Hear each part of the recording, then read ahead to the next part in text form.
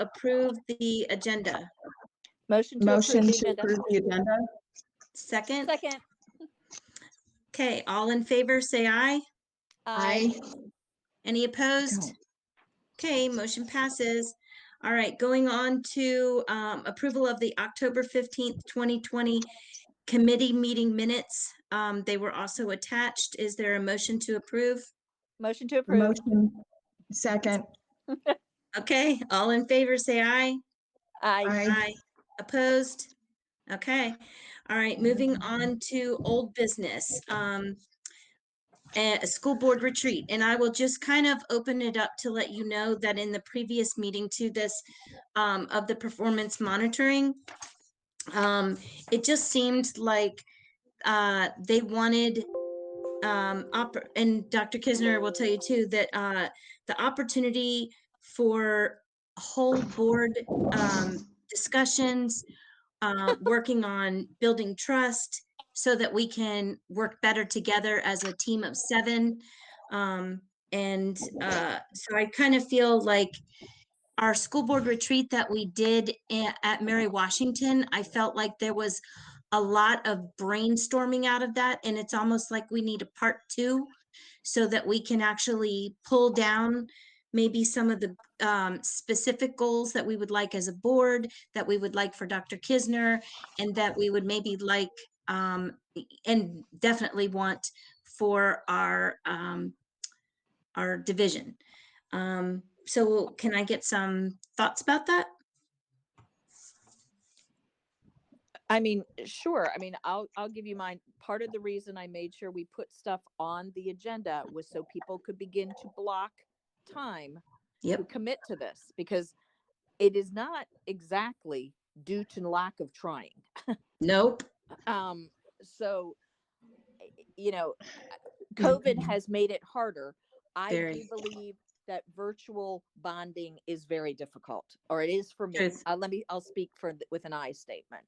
But, you know, the way you get to like know people, you hang out, you learn about them, you know, as soon as we can begin to open up, that's why I put it as late as June. You know, we did it one year in August when we still had the later start. We had a whole Saturday and we did stuff. You know, it's really all about committing to a day, an evening, or whatever it's going to be. And so that's why I tried to pick before people would be on vacation and before we were doing the year end stuff on the 29th to have that evening. Now, I think there are a lot of other opportunities. You know, the Board of Supervisors goes away from here. They leave the area. You know, and a lot of those we've floated, but I have to tell you right now, that's a tough sell. I would say we need to do something before June. I mean, even, you know, if we can go off of those things that you wrote down and just kind of, you know, I think to say just June to start the next year is fine, but I also think that we need something more immediate. Otherwise, I feel like we're going to limp along. And if we, you know, to do something like that, you know, even if it's going through what you went through and, you know, everybody had time to digest it, or maybe they get, you know, have Missy send pictures of it or something out to us, and where we can, you know, take it in and start, you know, give everyone a homework assignment, formulate something, bring it back, whatever. I just feel like it needs to, you're not kidding when you say you've definitely tried, and it's not for lack of that, but just going ahead and saying of these 2 Friday nights in March, or of these 2 Saturday mornings in March, what works for you? And so that we can, you know, we do that, and then all of a sudden there's a problem. I mean, if there is, and we're without from that the board, person. if there's commitment from the board, it can happen. But there's a lot of talking that there's commitment, but when it comes to total execution, it's been tough. I mean, I'm happy. I have to say, I was very impressed with everybody when I asked for the Friday night to do, you know, have Charlene Green come and talk to us. And of course, I was the only one not present after I asked everybody to be present, but COVID decided that was the perfect time to hit me. So I just, I appreciate that, we may have to be 6 of us present and 1 of us absent. Well, I think sometimes even on Zoom meetings, there can be pretty candid conversations. I think one of the problems, I think that we need opportunities where we can just talk candidly and share ideas and what's in our minds without always feeling like being monitored. So do you think, I do think March would be the earliest, just because I do think February is going to be fairly, Yeah, I agree. March or April. I would even say maybe April. I say we try for March. If it happens, great. If we have to roll April, so be that. But I think the sooner we start talking, and I agree that the whole dialogue that is a little bit more open, transparent, what have you, is good for our board and its development. But I agree, Holly. I think February is totally not going to happen. But I would say let's try for something in March. And, if we have to land in April, so be it. I think the earlier the better. I don't disagree. I think let's see how Saturday goes with the budget.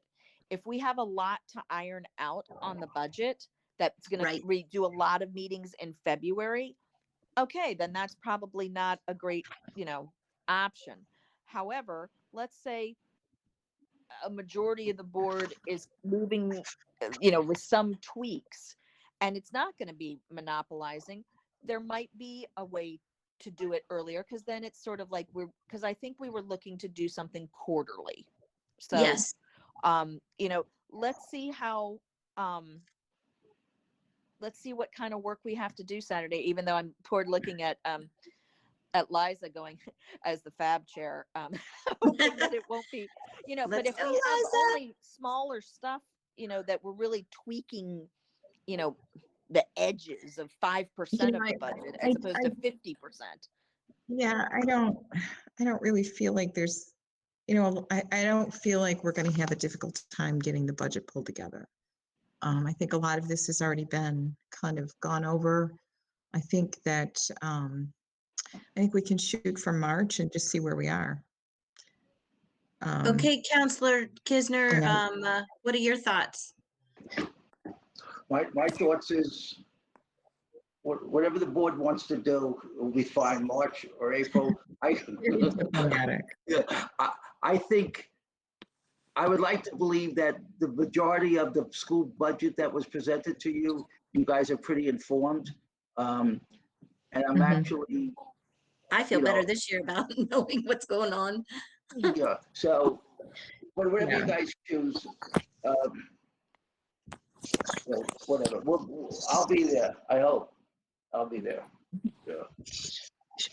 Don't do that. Well, then, Susan, let's look at the calendar, give some ideas. Okay. Remember, we've got spring break coming up. Oh yes, thank you. Yeah, that's what. You're muted, Dr. Kissner. Holly said what I was about to say, just to be sensitive of spring break. Yeah. Got it. All right. So I'll look at some dates, Holly. I'll pass them along to you, and then we'll get Missy to pull the board. Does that work? I think that's worked. Okay, there's our action plan. Okay. On to new business. We have VSBA growth and development opportunities and award opportunities. This was something that I've mentioned to Holly a while ago after attending the VSBA conference in November and noticing, I have to say, doing virtual, they do a really good job. It's good for the classes. It's not so good for the other stuff. But one of the things that I had on there was there are opportunities for us to, it not only helps us work as a board, but then to earn things for ourselves, such as they have the VSBA Board of Distinction checklist. And it's on the VSBA website, and you can certainly take a look at it. And it's just kind of like your board participated in a day-long planning retreat session. A lot of these things that we have done, and some of them we haven't, but I just think that if we're going through and doing these things as a board, and if there's one or two things that we can tweak and add to make, again, it's all in making our board better to work together, is, why not take a look at it? Because it's just a sign off at the end of it. There's not a paper to write or anything. There's also one on VSBA Academy Awards, and you just, a lot of us have attended something that can give us credit and awards. And I think a member of Spotsy's school board, your friend, I think, Holly, Aaron, yes, earned this award this year. And it's, again, literally tallying up your points from July 1st to June 30 to receive an award. And I think that those, it gives us, it helps us understand what we're doing to try to make ourselves better, and even say, hey, if I cover this, can you take that? And, two of us get credit for it, kind of a thing. So those are some things that I'd like to look at as a board, and maybe set as a goal as a board to, again, there's a lot of board development that are courses that are in here. That's only going to help us. And, earning distinctions and awards and things like that. I don't necessarily say it's an ego thing, but I just think it's a good thing for us to notice about ourselves as a board. Yeah, I mean, I don't have any Well, problem I with that. think It's always going to depend on the board members you have each year of whether they want to commit to it. I'm just going to say that because we've been up and down this road. I know Lisa will remember sort of when I first got on the board, I spent a lot of time trying to get this going, and and it's going to be dependent. And if there's a push, then I think we can, commit to that. I do think though that COVID has been hard. It is. There were times when you would get one of those connections on a certain topic, and we could all sit there, bring our own dinner, and just sit there and listen to it, because that is where I learned, you could learn a lot, I think. Right. Oh, look who it is with Liza. She's fascinated by the computer, so she's disconnected me from meetings more than once. I like that idea though, Holly. What you say is bringing a dinner and watching and doing together. I mean, obviously, if it's more than two of us, we have to establish that with Missy and the public. But yeah, I like that idea too. I just think that, anytime we can do anything to grow ourselves as a board, I would like to be able to offer that, and again, I'm showing my newness, I know, I'm sure, but definitely something that I think is anything that we can do, like I said. All right, sounds good. Okay, so review policies 1116 and 1120, board communication with staff and superintendent, and Missy did attach both of those. I don't know if you guys got to see those or not. We can start with policy 1116. Holly, you had these on? Yeah, I'll just so everybody knows, this is not something that is being really more directed at our staff. I'll be candid. And it's just sort of making sure that the board designates the superintendent as an official representative regarding all formal communication with employees, employee groups, organizations, and associations. And I just, is that, I don't feel any need to change that. That's not what I'm saying at all. I'm actually saying, and is he the designee, in terms of also some of the communication with with the board of supervisors. We need to continue to always talk with our individual member, but we also have to make sure that we really protect our staff from tasks that may or may not be in line with where Dr. Kissner and others feel that our resources need to be. Okay, Dr. Kissner sounded like you. I'm sorry, I'll turn it to you on that one. Yeah, I could give a specific example. So Chris Fulmer gets an email from Mike Smith, who's the deputy county administrator, saying a board of supervisor member would like this information. Well, who cares they like this information? That's maybe not information that we're prepared to share. And it's obviously not information we have presented to the school board yet. But regardless, if that's Mike Smith, and I talked to Fred about this, and Fred agreed. If Fred should communicate to me that this request came through, and then I discovered that, and this is not a criticism at all, he's just a really good worker. He kept me informed, but Chris put this very big report together. And I said, no, Chris, we are not sending it because A, the board doesn't have this information first, and B, it's unacceptable that one board of supervisor member had you and John put this report together. It's all about the high school six, just so you know, and the governor's school. So that's really, I think, is what's maybe triggering why we think there's need to be a clarification in our policy that that the information go through the superintendent or his or her designee. That would maybe be appropriate at times, but surely not from a board of supervisor member to one of our staff members. I have to agree with it. Yeah, I don't think staff needs to be devoting time to on the request of one board of supervisor member. I think it's definitely got to be approved by the superintendent. I agree with that. Well, and I would also prefer, I see him as like the hubcap of our, the middle of the wheel here, where all points lead to Dr. Kissner when it comes to anything about our school system. So if anything is needed, it needs, same as when teachers have an issue, it comes into Dr. Kissner and he vets it out to wherever it needs to go or handles it himself. And I kind of think that in this case here, we need to make it very clear that, there's, just like in everything else, there is an order of operation and, a swim in your lane. I can't call Lisa and say, give me this information about, whatever legal thing I'm curious about. I can ask Dr. Kissner and he can pass it to Lisa. So, and, for having our staff produce a report that takes time, and especially right now, I just think that that's unreasonable for us right now. I'm in complete concurrence that we need to keep our conversations about our staff through Dr. Kissner first.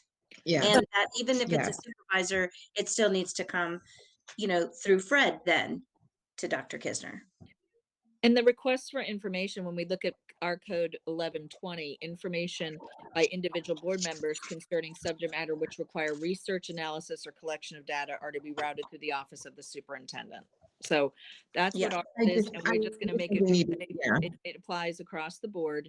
And we are planning to bring this up at the 3-on-3 next Thursday with the Board of Supervisors, but I didn't want to put that on there without some at least thought from the governance committee that this is a positive direction. I mean, Dr. Kissner and I had certainly talked about it, but I felt like it was helpful too to have saying that the governance committee jumped in.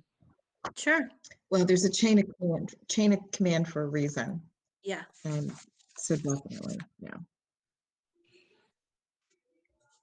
All right, so you all are comfortable with me raising that next Thursday? Yep. Okay. For sure. Okay, and then I was curious as to some other of our school board policies. And Dr. Kissner, in our last one, you said well, that's your policy, that's your policy. Do you find that and I'm not aware, like, I don't understand necessarily all of that we have, but do you have anything in particular that you can think of that we may need to pull out, review, and bring before the entire board for consideration or review? Yeah, yeah. So I could give an example of one that I brought to the board last year, but there are other examples where I could talk about things that maybe at one time they made sense, but they don't make as much sense today. So we had a policy, which we still have. I don't think the board took the policy away, but we would not pay. So we have a teacher shortage, right? We can't hire math and science teachers, special ed. We have 70 openings, but we had a policy that we would not pay you after 15 years of experience. So somebody comes from Prince William County or Fairfax, not only are they going to make a lot less, but we're not going to honor their 30 years of experience. So, what was the purpose of having that policy? And the school board was fine that okay, let's just take that policy away. I don't think we actually removed it, but every once in a while, Chris or Patrick, it's all to be more thorough with your answer. I'll have people compile it, but every once in a while, Chris or Patrick will say, well, we have to go, this is something the board had. And I said, well, tell me, this is a $6,000 decision on a $330 million budget. And I have to go in front of the board for a $6,000 approval because we want to maybe pay somebody from Northern Virginia who has a skill that we absolutely need. And because it goes above whatever you guys decided as the threshold. And again, it's just, I think it goes back to the earlier conversation we had. It's all about trust. I mean, why would we limit the ability of HR? I don't even have to do it. If HR feels like this person's market value is $6,000, I don't even want Patrick to even ask me. I mean, I just feel like he should have full authority to employ this person. So we have a series of these policies that are very old. Let me tell you, these are not things that within the last 5-6 years. Well, maybe actually some of them are. Anyway, I think a better thing to do is working with Lisa and the cabinet is to begin to identify policies that probably at one time it made sense. I'll just be kind, but it doesn't make as much sense in 2021. What are your thoughts, Holly? Mine is sort of I know that Lisa is involved in reviewing some of the policies and things like that. I think for me, it's all a matter of what's important right now. And certainly policy is important, but I do know we have a lot of other things. So I really am kind of deferring really to Dr. Kissner on if this is urgent and wants to put staff towards it to bring it to the board, that's great. But if we are really deploying staff for budget and COVID and, well, I don't know, fill in the blank, I'm good.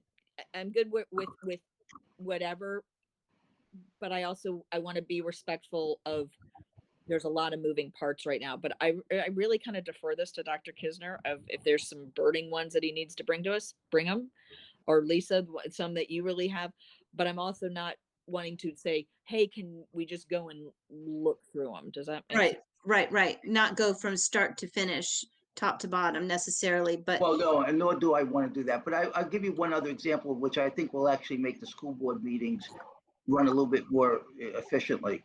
What we talked about? The county, well, yeah, but I'll just give you another policy that you guys have.